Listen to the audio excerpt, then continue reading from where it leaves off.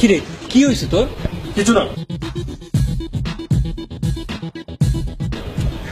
কি কোনো problem? Problem একটা না, হাজারটা। কি নিয়ে হাজারটা প্রবলেম? কি নিয়ে আর হবে? ওই যে গার্লফ্রেন্ড, যার লাইফে গার্লফ্রেন্ড আছে, প্রবলেম তো লাইফে আশীর্বাদের মতো। সব নষ্টের গোড়াই না যে এরা এমন এক চিজ, কি আর বলবো। নিজে লেট করলে যা সরি বলবো, শেষ। আর ছেলে লেট করলে মহাকাণ্ড, রিলেশন শেষ, তুমি একটা রেসপন্সিবল, ব্লা ব্লা ব্লা।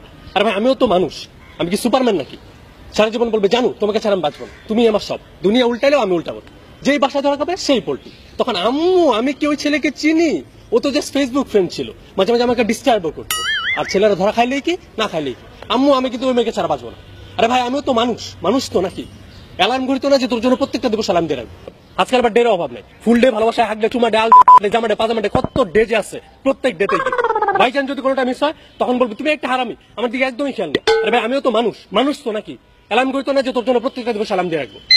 পৃথিবীর সব দায়িত্ব ছেলেদের, ভালো পড়ো, ভালো জব করো, নইলে ভালো মেয়ে পাবা না। আরে ভাই ভালো মেয়ে কোথেকে পাবো? ভালো মেয়ে কি পৃথিবীতে আছে? আচ্ছা মানলাম হাজারটা খারাপের মধ্যে দুই একটা ভালো আছে, তার সাথে আমার বিয়ে হবে কেমনে? আমি কি ভালো জব করি? আমার কি টাকা আছে? নাকি মানুষ কেমন সেটা বিবেচনা করে? বিয়ে তো তাকেই করবে যা আর্নিং ভালো। কোনো সুন্দর মেয়েকে প্রপোজ করতে যাও, বলবে নিজের চেহারাটা আয়না দেখো, তারপর প্রপোজ করতে আসবা। কিছুদিন পর এই মেয়েটা এমন একটা ছেলেকে বিয়ে করবে যার চেহারা আয়না দেখলে হরর মুভি দেখার 7 মিনিট।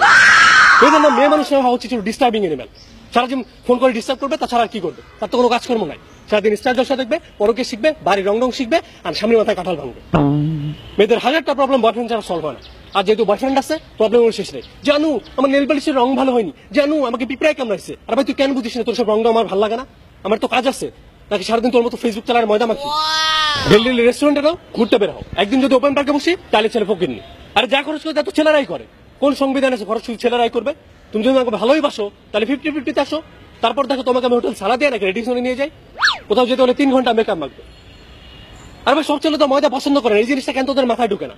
আর ময়দা মাখতেও লাগে 3 ঘন্টা, কোন অনুষ্ঠানে যাবো 3টায়, যেতে হয় 6টায়। আচ্ছা মানলাম মেকআপ করতে তো 3 ঘন্টা লাগে, তাই তুই 12টা থেকে করলে পারতি। আর করছিস তো করছিস, বৃষ্টি দেখলে দৌড় মারস কেন? বিয়ের দিন তাদের মায়া কান্না কাঁদতেই হবে, তারপর এমন কান্না চোখ দিয়ে পানিও বের হয় যদি মেকআপ নষ্ট হয়ে যায়। তোর কেউ বলছে কান্নার অ্যাক্টিং করতে? ছেলের হাত ধরে যখন বাসা থেকে পালাও তখন তো তোমার চোখ দিয়ে পানি বের হয়। বিয়ের দিন ছেলে মুখে রোমান করে বসে থাকে আর মেয়ে পিক তুলেই যায় যেন সুপার মডেল। আরে ভাই আজকে তো তোর বিয়ের দিন, আজকে তো তোর মডেলিং এর দিন না। বিয়ের পর তার বাবা মার সাথে থাকে, ছেলে খুব ভালো, আর আবার মামার কথা শুনলেই চোখ কপালে, তখন চেহারার মধ্যে স্টার জলসা ভাব।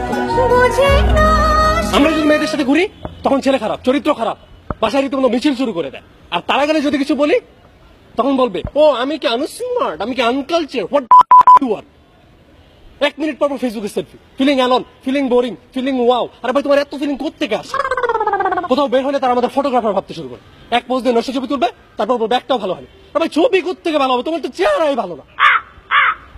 পেঁচার মতো চেহারা নিয়ে কখনো ভালো ছবি আসে? ময়দা মাখলে যে চেহারা মানচিত্র চেঞ্জ হয় না, এই জিনিসটা তাদের মাথায় ঢুকবে।